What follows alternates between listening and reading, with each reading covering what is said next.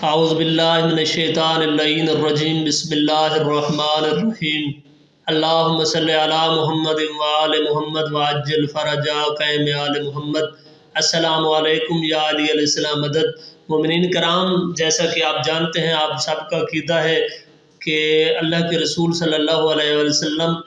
بغیر وحی کے کوئی کام نہیں کرتے۔ تو جب یہ دروازے میں پچھلی دو ویڈیو میں آپ کو بتا چکا ہوں کہ دروازے اللہ کے رسول نے سب کے بند کرا دیے تھے سوائے علی علیہ السلام کا دروازہ جو مسجد نبوی میں کھلتا تھا، تو اس کے حوالے سے یہ دروازہ بھی بند کرائے اور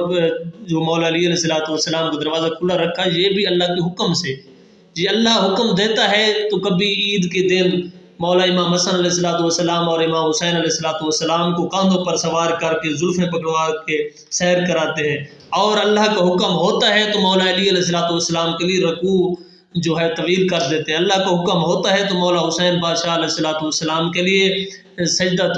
طویل کر دیتے ہیں، اور اللہ کا حکم ہوتا ہے تو کسی منافق کو اپنی محفل سے اٹھا دیتے ہیں۔ تو آج بھی میں یہ آپ کو بتانے لگا ہوں کہ جب دروازے سب کے بند ہو گئے، مولا علی علیہ السلام کا دروازہ کھلا رہا، اور اللہ چاہتا تھا کہ مولا علی علیہ السلام کی فضیلت بیان ہو،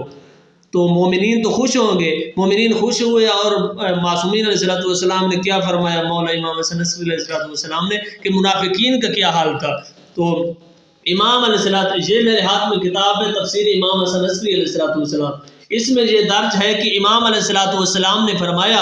کہ مومنین تو اس حکم کو سن کر رضامند اور خوشنود ہوئے، اور منافقوں میں نہایت غیظ و غضب میں آ کر ناک کو چڑھائی اور ایک دوسرے کے پاس جا کر کہنے لگے، تم دیکھتے ہو کہ ہر دفعہ محمد مصطفیٰ ہمیشہ اپنے چچا کے بیٹے علی علیہ السلام کو فضائل سے مخصوص کرتا ہے تاکہ ہم ان فضائل سے خالی ہاتھ نکال دیں۔ ہم کو خدا کی قسم ہے اگر ہم نے اس کی زندگی میں اطاعت کی تو اس کی وفات کے بعد ضرور منکر ہو جائیں گے۔ یعنی منافقین پہلے سے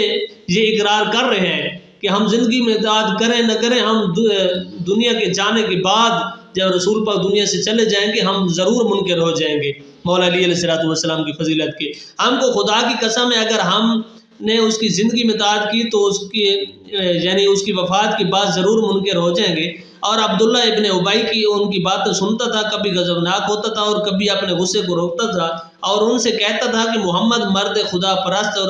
عبادت گزار ہے، خبردار ہرگز اس سے دشمنی نہ کرو، کیونکہ جو کوئی کسی خدا پرست سے دشمنی کرتا ہے وہ عاجز اور درماندہ ہوتا ہے اور اس کی زندگی تلخ ہو جاتی ہے، اور عقل مند وہ شخص ہے جو اپنے غصے کو پی جائے اور موقع کی طاق میں رہے۔ اسی اثناء میں مومنوں میں سے زید بن ارقم وہاں جا نکلے اور ان سے کہنے لگے کہ اے دشمنان خدا، آیا تم خدا کو جھٹلاتے ہو؟ یعنی اللہ کے رسول کا جھٹلانا خدا کو جھٹلانا ہے، کیونکہ اللہ کے حکم کے بغیر تو رسول پاک بولتے بھی نہیں ہیں، کوئی کام بھی نہیں کرتے، اور اس کے رسول پر حق پر طعن کرتے ہو اور اس کے دین پر بد اندیشی عمل میں لاتے ہو۔ خدا کی قسم میں تمہارا حال جا کے رسول پاک صلی اللہ علیہ وآلہ وسلم کو بتاؤں گا۔ عبداللہ ابن ابی اور اس کے ہمراہیوں نے جواب دیا کہ اے زید، اگر تم ایسا کرو گے تو ہم تجھ کو جھٹلائیں گے اور حلف اٹھا لیں گے، اور جب ہم ایسا کریں گے تو رسول خدا ہماری تصدیق کریں گے اور آپ کی بات پر یقین نہیں لائیں گے، تو ہم تیرے برخلاف ایسی گواہی دلائیں گے کہ جو تیرے قتل یا قطع اعضاء یا حد شرعی جاری کرنے کا باعث ہوگی۔ تو الغرض زید ابن ارقم نے حاضر خدمت ہو کر حضرت عبداللہ ابن ابی اور اس کے ہمراہیوں کا تمام ماجرا بیان فرمایا۔ اس وقت اللہ جل شانہ نے یہ آیت نازل کی، لا تطع الکافرین، یعنی کافرین کی اطاعت نہ کر،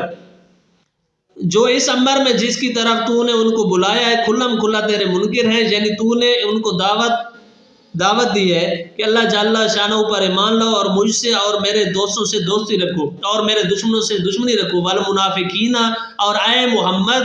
تم ان منافقوں کی بھی اطاعت نہ کر جو ظاہر میں تو تیری اطاعت کرتے ہیں اور باطن میں تیرے مخالف ہیں، ودع اذاہم، اور ان کی اذیت کو ترک کر، یعنی جو تکلیف تجھ کو اور تیرے اہل بیت کو ان کے برا کہنے سے پہنچی ہے اس کا خیال نہ کر،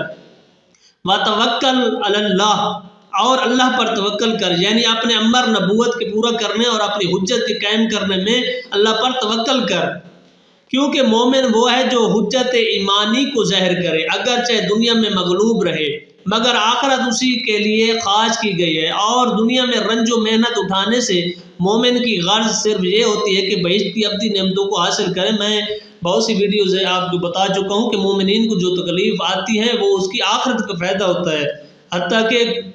ایک کانٹا بھی چبھے تو اس کا بھی گناہوں کا کفارہ ہو جاتا ہے۔ اور یہ بات تجھ کو اور تیری اعلیٰ طہار اور صحابہ غیار اور تیرے شیعوں کو حاصل ہے۔ جب یہ آیت نازل ہوئی تو حضرت نے اس امر کی طرف جو منافقوں کی طرف سے ان کو پہنچا تھا کچھ التفات نہ کی، اور زید سے فرمایا کہ اگر تم چاہتے ہو کہ ان کے شر اور کر سے محفوظ رہو تو ہر روز صبح کے وقت اعوذ باللہ من الشیطان الرجیم کی تلاوت کیا کرو۔ اللہ تعالیٰ اس کی برکت سے تم کو ان کے شر سے محفوظ رکھے گا، اور اس میں شک نہیں کہ وہ لوگ بمنزلہ شیطانوں کے ہیں کہ فریب دینے کی غرض سے فہمہ دیگر چکنی چوپڑی باتیں کرتے ہیں۔ مومنین کرام دیکھیں، یعنی منافقین سے شیاطین سے بچنے کے لیے اللہ کے رسول صلی اللہ علیہ وسلم یعنی یہ بتا رہے ہیں اپنے ایک صحابی کو کہ آپ صبح سویرے ان سے پناہ مانگیں، اعوذ باللہ من الشیطان الرجیم پڑھیں۔ مومنین کرام، اللہ تعالیٰ آپ کو منافقین، حاسدین، مکسرین، ظالمین کے شر سے محفوظ رکھے، آمین ثم آمین۔ السلام علیکم یا علی علیہ السلام مدد۔